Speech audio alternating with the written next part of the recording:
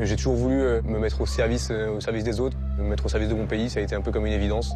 L'armée, c'était quelque chose d'assez évident pour moi, et puis la marine pour pouvoir concilier cette passion que j'ai de la mer avec mon métier. Hugues a 21 ans. Il étudie dans l'une des plus prestigieuses écoles militaires françaises, l'école navale située en rade de Brest. Depuis 2 ans, la vie du jeune homme est rythmée par les us et coutumes de la Marine nationale. Il est 8h15, c'est l'heure du lever des couleurs. Flamme des couleurs!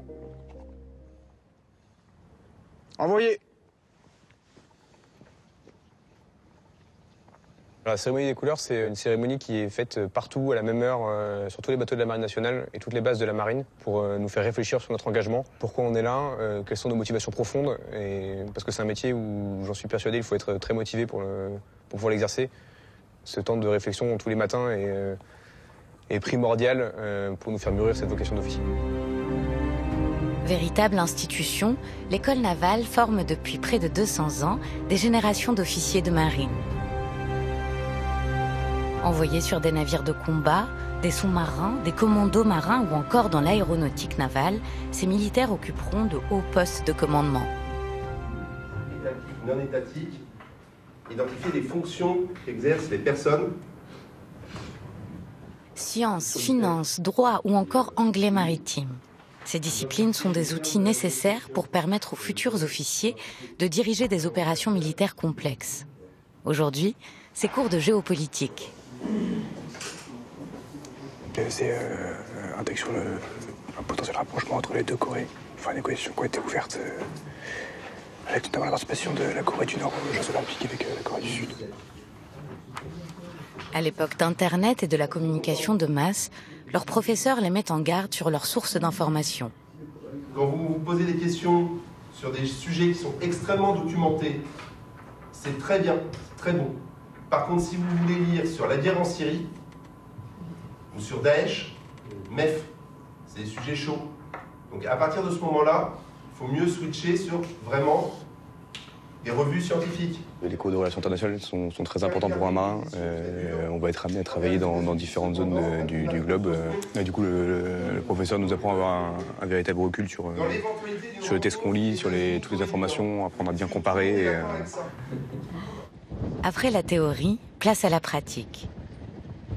Sous l'œil du maître timonier, l'aspirant Hugues s'entraîne à la manœuvre de l'homme à la mer à bord de cette vedette d'instruction.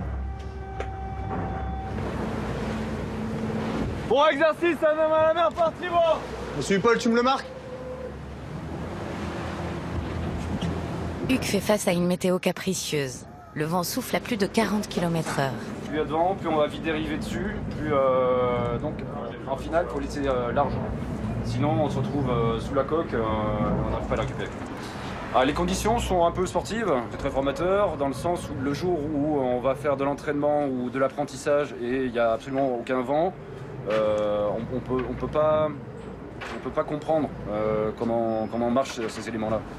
Et ces éléments, Hugues devra les affronter quand il manœuvrera sur des navires de combat pouvant mesurer une centaine de mètres. Pour l'heure, l'exercice est un succès. Voilà, c'était très bien.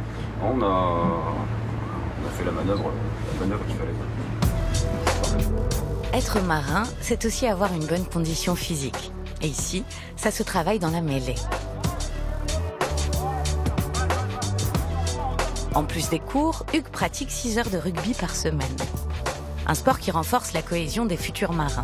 Sur le terrain, on doit être ensemble, soudés, ne pas se lâcher. S'il y en a un qui part, il faut partir avec lui. En mer, ce sera pareil. Dans les moments un peu difficiles, faudra être soudés tous ensemble, et notamment à nous, futurs officiers, d'essayer de toujours montrer l'exemple.